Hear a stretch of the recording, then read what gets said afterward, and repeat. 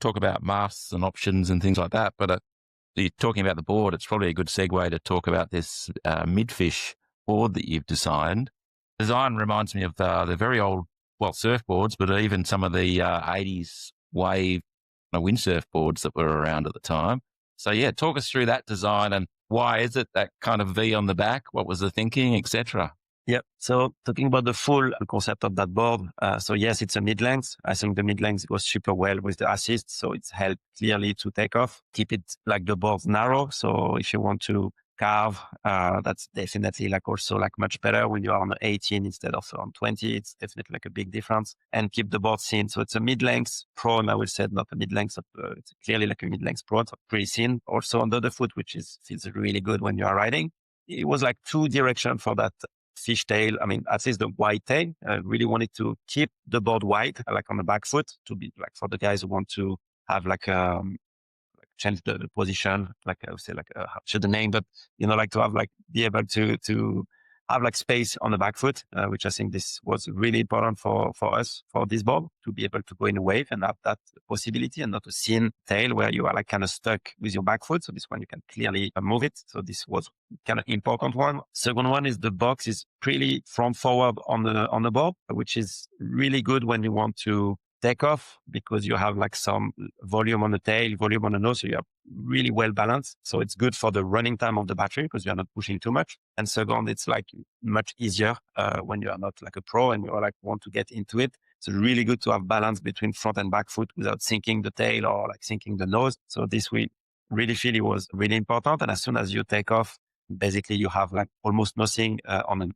the nose part is much shorter. So it's like super playful board. So I think this was actually pretty good to have this Fishtail. It's not just because we like it or because it's old style or new style or snowboarding or not, even if it's like getting much more popular even now again, like on the surf oriented.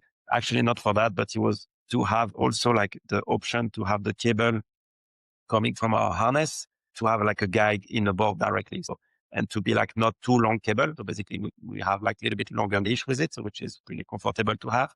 And then the cable doesn't go on one or the other side. Even you have some guide and deliver with the board if you want to use your board, like whatever board will work with. But we really designed this one to be able to use at its best with the assist. So that's why we have like this Fishtail on it. At the bottom is like we have like a different concave and different things to make sure like when a touchdown goes like super well also. So everything is like proper integrated and clean. So the touchdown is actually super soft and comfortable when you are like landing. Is like boom and you can lift again. And because it's a kind of light board, so it's good. And we have 4 sizes for this one, the 38, 48. That I would say this one is like proper for like to go in a wave mostly. Like clearly, like I can use also on a prone, actually like easy and mid-length, like super good prone because you can catch wave easily. So that works pretty good. And the 2 bigger size that we have now is like 58 and 78. And we have like foot strap insert, like front foot strap insert. So if you want to also use it for wing, if you like to use it with foot straps, or if you want to use it like for para winging or something like this, then it also works pretty well for that. Yeah, that's kind of like the story of that board, but definitely works super good. It's pretty thin, so which is pretty good for like I would say like an assist board. You can really keep it thin, and our system doesn't add any plate or anything, so it's really like a direct connection with the foil again. So it's something we clearly wanted to have. Yeah. It's certainly very light. I've sort of seen one. I think one was being shown around a demo. One was kind of being shown around some shops, and I just happened to time it right. I wasn't any sort of VIP. I was just in the right place at the right time, so I got to see the board, and it felt incredibly light. So again, it's minimizing weight. Yeah, that's exactly. So we kind of also really wanted to have. That's why on the 2 small size we didn't even put any insert, like a strap insert.